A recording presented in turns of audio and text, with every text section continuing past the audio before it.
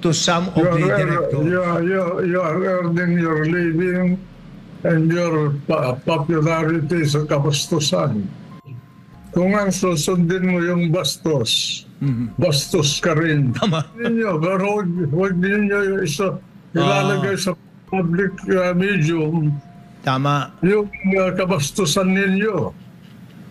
Yung binigay na katangian mo sa yung lipunan ay hindi mo na tinitingnan ang kapakanan ng mga iba.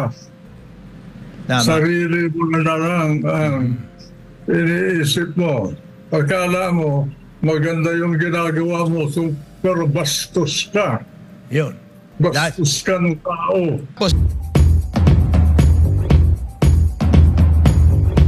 Tapos ginawa nila yan, Mang Jess at Mang Juan, sa segment nila na pambata. O, kita mo na yan? So, Kaya nga, Seditious. ibig sabihin nun, malisyoso. Malisyoso. Ay dapat, di ba meron tayong Board of Censors? Yun na nga po yung MTRCB, Mang Juan. Nag-rule ang MTRCB na isuspinde ang programa. Pero nag-appeal. Pero ang hindi ako natutuwa, may mga director doon. Kanino nag-appeal? Sa board din. mismo. Sa board mismo. MTRCB din po. MTRCB. Pinatawan sila ng 12 days, 12 araw na suspension. Pero dahil mag-aapela pa sila, tuloy-tuloy pa rin yung ano nila. Ngayon, ang punto ko lang, Mang Juan, is yung mismong may ibang director daw na lumabas yan sa news na nagkakambyada. Ang problema dito sa bansa natin. Yes, sige, Mang Juan. Para baguhin na natin yun. Kung meron kang power, political, social, economic, or whatever, halos hindi mo na iniisip yung kapwa. Yan. Nalalasing ka sa inyong kapangyarihan. Yung binigay na katangian mo sa yung lipunan ay hindi mo na tinitingnan ang kapakanan ng mga iba. Tama. Sarili mo na lang ang iniisip mo. Akala mo maganda yung ginagawa mo, pero bastos ka. Yun. Bastos ka ng tao. Tama yun. Wala kang decency. Hindi ka dapat maging... hindi lang walang decency, abusado. Bastos talaga. Kaya yung sinabi ni Mang Juan, akma talaga yun eh. Salacious. Oo. Para may saliva eh. Ang sabi pa dito sa ating mahiwagang... Parang salay-salay. Akala ko saliva eh. Oo. Ang meaning po nun, ng salacious, para sa ating mga kababayan, baka bago lang sa kanila. Kasi minsan si Mang Juan nagbibitaw ng mga matatalinghaga ng mga salita. Alam ko na napagpatawa. Tama. Napagpatawa yung binabanggit mo na babae. Oo. Kilala. Pag wala pa ng araw, ganyan na yan. Oo nga. Ang salacious ay having or conveying undue or inappropriate interest in sexual matters.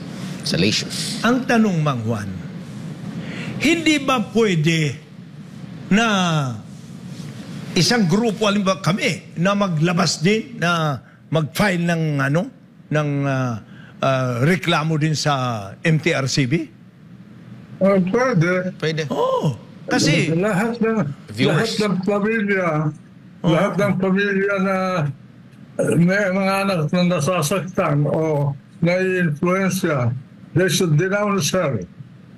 ang tanong nga, Mang Juan sabi mo, ang may nag-text kasi sa misis ko na, kami mga followers kami ni Gebes Ganda. Sabi ng misis ko, correct. But where will you go from here? Yan ang tanong. So what, kung followers sila,